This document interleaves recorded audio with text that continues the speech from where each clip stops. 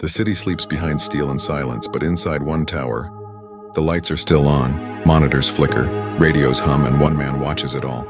The alarms have stopped, but the danger hasn't tonight. He's not just watching the night, he's watching it die. Welcome to the Night Watch. Derek had the graveyard shift again, third week in a row. He didn't complain anymore. The others had stopped showing up, and the security company hadn't answered their phones in days. It was just him and the cameras now. The building he guarded was a former corporate HQ turned emergency command center. At least that's what the note taped to the door said. It had become a shelter for a handful of survivors, and his job was to watch the perimeter, monitor the screens, and alert anyone if they got close, and they always got close. One of the monitors crackled, static dancing across the screen. Cam 7 East entrance. Motion detected. He leaned in. A blurry figure stood just outside the gate, swaying. It looked human, but the head tilted in that unnatural, twitchy way they all did. Its eyes glowed faint in the infrared. No heat signature. Not alive. Derek hit the intercom. His voice flat but calm. "We've got one at the east fence. Stay away from windows." He scanned the other screens. Cam 4 showed movement too. Then Cam 3. Slowly they began to emerge from the shadows. 15. Shambling. Limbs dragging. They'd smelled something. Someone had cooked earlier. Beans, maybe. Smells carried. He turned the dials and zoomed in. One of the things had a security badge still clipped to its shirt.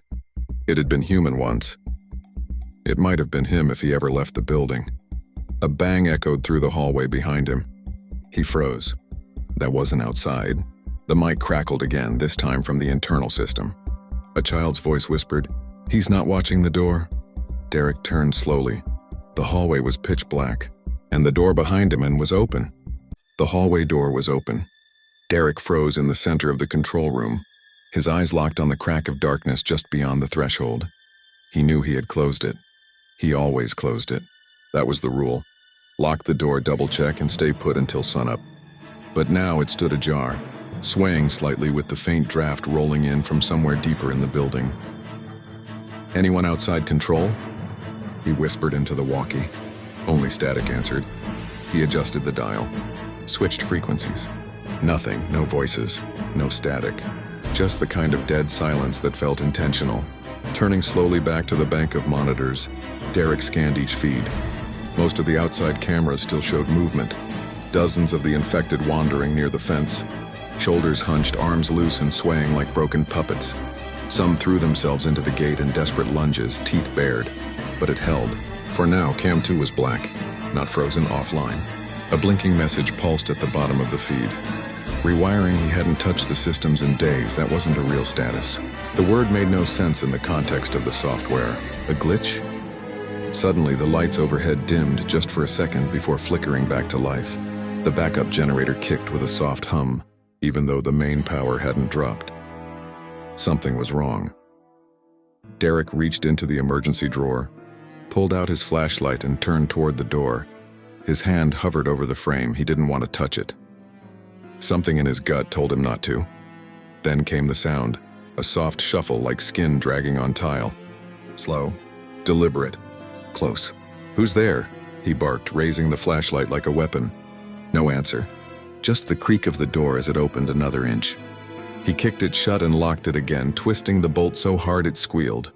He turned back to the monitors. That's when he noticed the red blinking light on the PA system. That system hadn't been active since the building was converted into a refugee coordination site.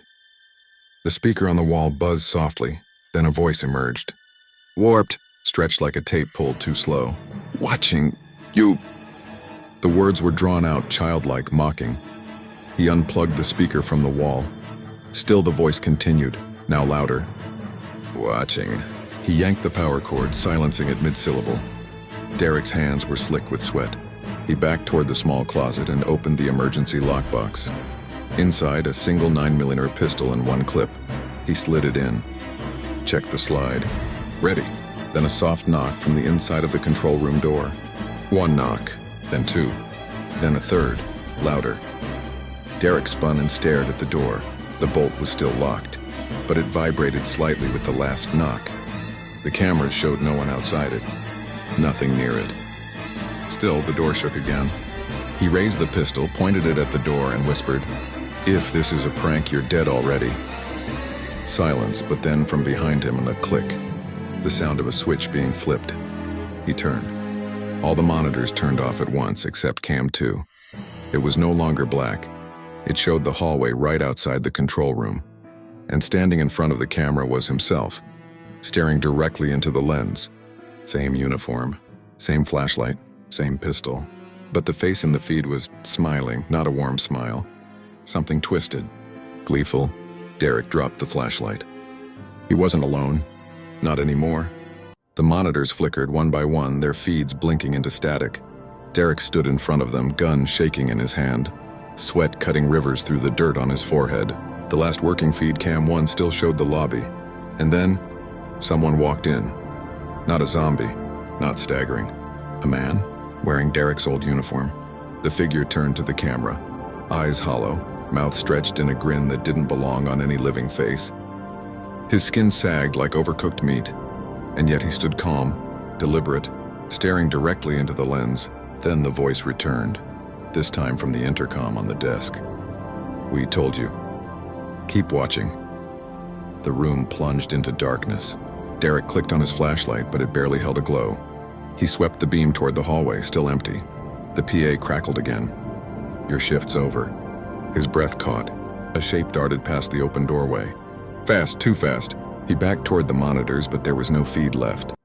Just static and that warped voice humming an old lullaby on loop. "Go to sleep, little eyes." Behind him, a hand touched his shoulder. He spun. Nothing, no one, except the smell. Like spoiled meat and rotting wires. The sound of breathing filled the room. Not his. Something was in the control center now. Not on camera, not on tape, but present. The screen behind him flashed red. Override code accepted, system reset in 5, 4, 3. The monitors lit up one last time, all showing the same image. Derek, standing in the room, but smiling, dead-eyed. The countdown hit 0, and the feed ended.